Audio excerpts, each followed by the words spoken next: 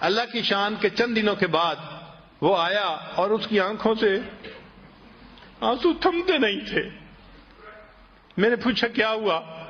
ایک مرتبہ لاہور کا ایک نوجوان میرے پاس آیا، اب اس کی شادی 1-2 مہینے پہلے ہوئی تھی۔ شادی کے چند ہی دنوں بعد یہ سلسلے میں داخل ہو گیا، بیعت ہو گیا۔ اب اس نے چہرے پہ داڑھی بھی سجا لی، نمازیں بھی پڑھنی شروع کر دیں، تو نیکی پہ آ گیا۔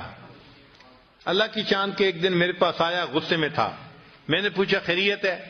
کہنے لگا بس حضرت کیا بتاؤں، یہ جو میری بیوی ہے نا، اس نے بس مجھے بہت ستایا ہوا ہے۔ میں نے پوچھا کیا ہوا؟ کہنے لگا کہ کہتا ہوں تو نماز نہیں پڑھتی، سر پہ دوپٹے کا خیال نہیں رکھتی، اور بالکل اس کو تو دین کا کوئی احساس ہی نہیں ہے۔ یہ تو اس نے تو میرا جو ہے نا جینا حرام کر دیا ہے۔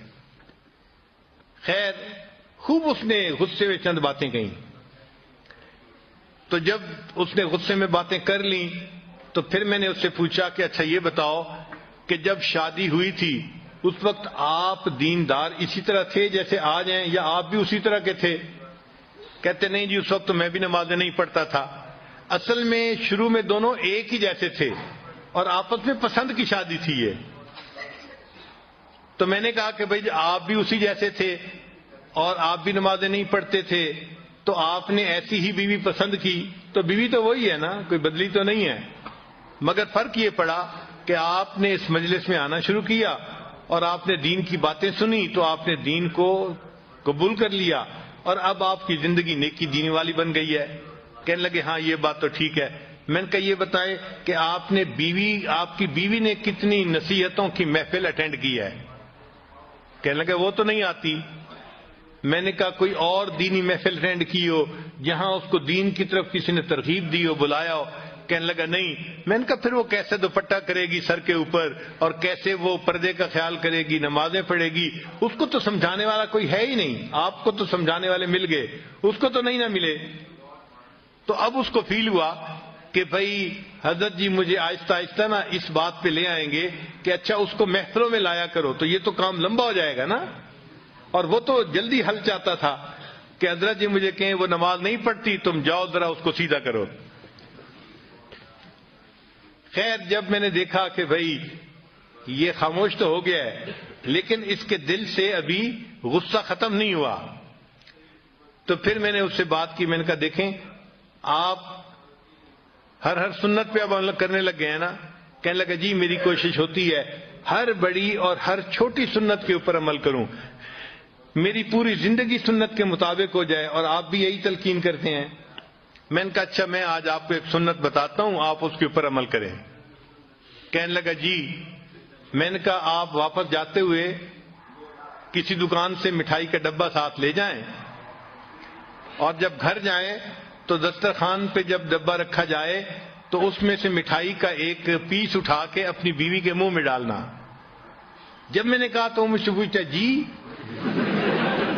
میں نے کہا بھائی میں فارسی نہیں بول رہا، میں آپ کی زبان میں ہی آپ سے گفتگو کر رہا ہوں کہ آپ ایک مٹھائی کا ڈبہ لے کے جائیں اور بیوی کو ہدیہ دیں، اور جب دسترخوان پہ وہ ڈبہ رکھا جائے تو اس میں سے ایک پیس اٹھا کے تو اپنی بیوی کو مٹھائی کھلائیں۔ جب میں نے کلیئر لفظوں میں پھر کہا پھر اس کو بات سمجھ میں آئی۔ کہنے لگا جی بہت اچھا۔ خیر وہ بندہ چلا گیا۔ اللہ کی شان کے چند دنوں کے بعد وہ آیا اور اس کی آنکھوں سے آنسو تھمتے نہیں تھے۔ میں نے پوچھا کیا ہوا؟ کہنے لگا حضرت خوشی کے آنسو ہیں۔ میں نے پوچھا کس خوشی کے؟ کہنے لگا کہ میں جاتے ہوئے مٹھائی کا ڈبہ لے کے گیا اور گھر والوں نے پوچھا، بیوی نے کہ یہ کیا لائے؟ تو میں نے کہا میں آپ کے لیے گفٹ لے کے آیا ہوں۔ تو وہ بڑی حیران ہوئی، اچھا آپ میرے لیے گفٹ لے کے آئے ہیں؟ میں نے کہا ہاں۔ تھوڑی دیر کے بعد پھر کھانے کا وقت آیا تو کھانے کے دسترخوان پر کھانا لگ گیا اور وہ مٹھائی کا ڈبہ بھی وہیں تھا۔ کہنے لگے میں نے آپ کی جو ہے وہ نصیحت کے مطابق مٹھائی کا ایک پیس اٹھایا اور ایک گلاب جامن میں نے اپنی بیوی کے طرف کیا، تو وہ میری طرف دیکھنے لگی کہ کیا مطلب ہے؟ میں نے کہا کہ یہ میں تمہیں خود اپنے ہاتھوں سے کھلانا چاہتا ہوں۔ کہنے لگے وہ حیران۔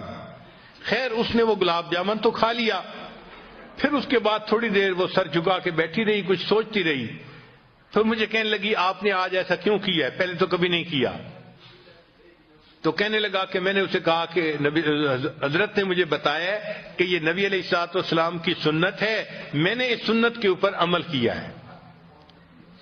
کہنے لگا جب میں نے یہ بات بتائی میری بیوی کی آنکھوں میں سے آنسو ٹپک پڑے اور وہ کہنے لگی اچھا یہ نبی علیہ السلام کی سنت تھی. میں نے کہا ہاں. تو کہنے لگی اچھا کیا میں بھی اور سنتوں پہ عمل کر سکتی ہوں؟ تو میں نے کہا ہاں کر سکتی ہو.